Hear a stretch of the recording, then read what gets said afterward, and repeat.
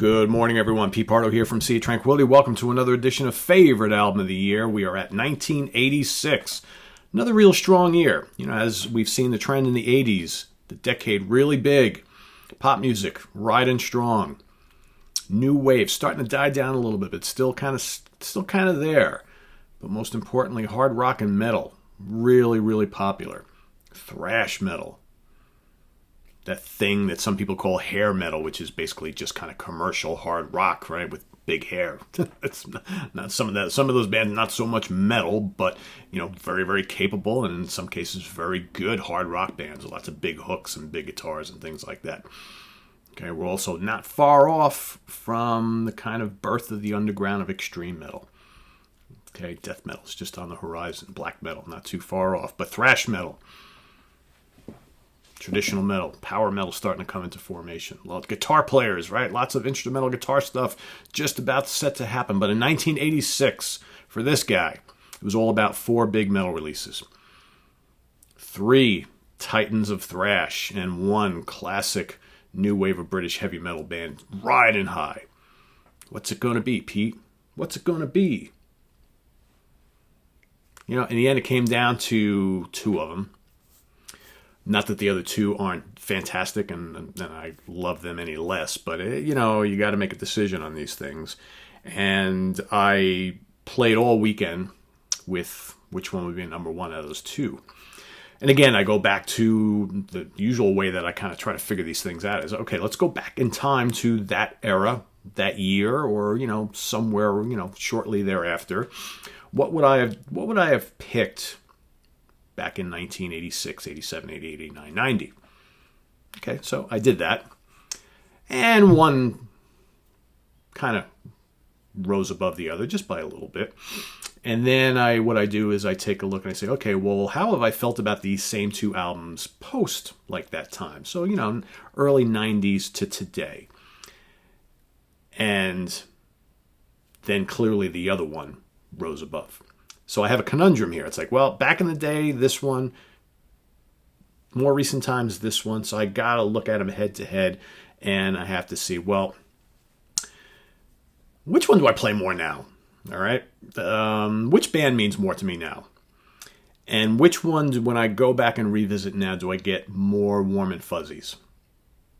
One clearly did that or does that to me. Again, it's not by much because I still, even though I don't listen to the other band as much anymore, I still really love and appreciate the impact and the greatness of the early part of their catalog. But I think the other band, this album it's my favorite by them, first of all. Second, I've consistently enjoyed them throughout their career up until even recently. And I just think that, it's the band that has stayed with me a little longer.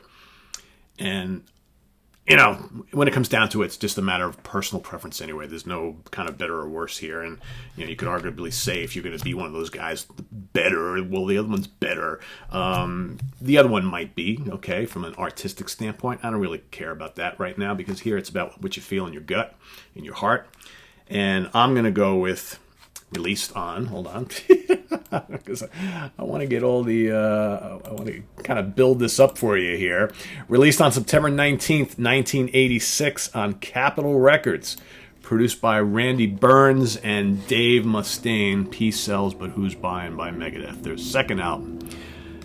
I loved it back in the day. I still love it today, and I play songs on this album, and I still kind of get those goosebumps, and the air guitar comes out, and you're like, oh man, the neck starts snapping. That's a sign of a classic album, right? An album that really means a lot to you. I mean, come on, Wake Up Dead. I still hear that song, and I remember being in the mosh pit at the Chance in Poughkeepsie, New York, Megadeth and Savatage. A little side, gig off from the Dio tour. I'm there in the front with a whole shitload of other people just going absolutely nuts during that song. You got Dave Mustaine and Jeff Young up on stage, jamming away, the whole band just firing all cylinders. Still love it to this day. The Conjuring, another great song. You got the title track. You got Devil's Island, a raging thrasher. This is such a great album. Good Morning Black Friday, Bad Omen, Ain't Superstitious, very cool cover, and of course, My Last Words. Black Friday. Hey, the devil on the wall. It's Black Friday. I don't know. Love the guitar work on this album from Chris Poland and Dave Mustaine. Chris Poland, what another absolute guitar talent. Megadeth has always had fantastic guitar players, and I think sometimes Chris Poland doesn't get the due that he should be from his great work on those first two albums. Just absolutely mind-blowing guitar work, technical riffs. I mean, album's got plenty of groove too, and it's just it's heavy, it's fast, it's just shredderific, man. I just absolutely love this album still to this day. It's like one of those albums, and again, that's another testament to picking which one is your favorite.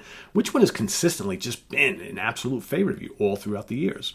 And that's why this one's going to edge out my runner-up, Master of Puppets. I still like this album a lot. Okay, I listen to it and I'm like, yeah, it's still really great. But again, if you would ask me back in 86, man, I listened to this all the time. And I was like, from like 1980, from when Ride the Lightning came out till probably shortly, about a year after the Black Album came out. I mean, Metallica was my favorite band. I listened to so much Metallica during that span of, let's say 6 years, right? Thereabouts. And then the formula kind of started to wear on me a little. The band started to change their sound and so on. But, this is still a classic album. I mean, being a runner-up is still nothing to be ashamed about there. And in actuality, I enjoy Ride the Lightning a little bit better. But, of course, 85, another tough year. And I went with another pick because it's just, what are you going to do, right? And my number 3, again, we're talking about the Titans of Thrash. Rain and Blood by Slayer was going to be my third pick, and Somewhere in Time by Maiden was going to be my number 4. So, I mean, that's how strong, some of these releases are. So, whereas, 80, the year before, I looked at some of the kind of the not as big bands, but like in 86, you got the big bands pumping them out. So my favorite of the year is going to be Peace Sells, but Who's Buying? Runner-up is Metallica, Master of Puppets. You can't go wrong choosing either one because they're both absolutely legendary. If Slayer is yours, if Maiden is yours, hey, like I said, you can't go wrong with any of those. And there's a lot of other good ones that were on my short list, but you can only pick one. Well, here too. So anyway, you know the drill, guys. In the comments below, list your favorite of the year. Remember, there's no right or wrong answer here. You want to do 1, cool. You want to do 3, 5, 10, whatever you want to do. A lot of, some people just listing 50 of them, whatever floats your boat, So this is on the web at www.seatranquility.org. We're on Facebook, we're on Twitter, of course, we're on YouTube all the damn time. 1987. Good year coming up tomorrow. I'm sure many of you will have no problem picking my choice. I don't think that's going to be too much of a mystery. So probably the runner-up is going to be the one that's going to get you guessing. So anyway, stay tuned till then. What do we got coming up today? We have a lot of stuff going on. So I'm hoping to do today to rank the catalog, the studio albums of the great Canadian band Max Webster. Tonight, going to do a taping with Chris Canzaneri. We're going to top 10 songs, Molly Hatchet, top 10 songs, Grateful Dead, and ranking the studio albums of the great death metal band Niles. That's all coming up today. Tomorrow, doing a couple shows with the Seibert Brothers. They're coming back on the show, and then I'm gonna throw it out there. Big surprise. It's been confirmed. Thursday night, one-on-one, an interview with Andy Powell from Wishbone Ash. You don't want to miss that. Talking all about their history and the new CD. I am stoked that Andy's coming on the show. We interviewed Andy for the website a few years back, and I've been jonesing to get him on the video show for a while now, so I'm thankful that we're finally going to do that. So that's coming up Thursday night. And then over the weekend, we're going to be doing top 10 songs with Elliot, Brian, and Steve, Celtic Frost. So a lot of cool stuff coming up, and more stuff throughout the week as well. So I don't want to miss any of it. So visit us on the web at www.seatranquility.org. We're on Facebook, we're on Twitter. Of course, we're here on YouTube all the damn time. See you guys later on, all right? Have a good one. Bye-bye.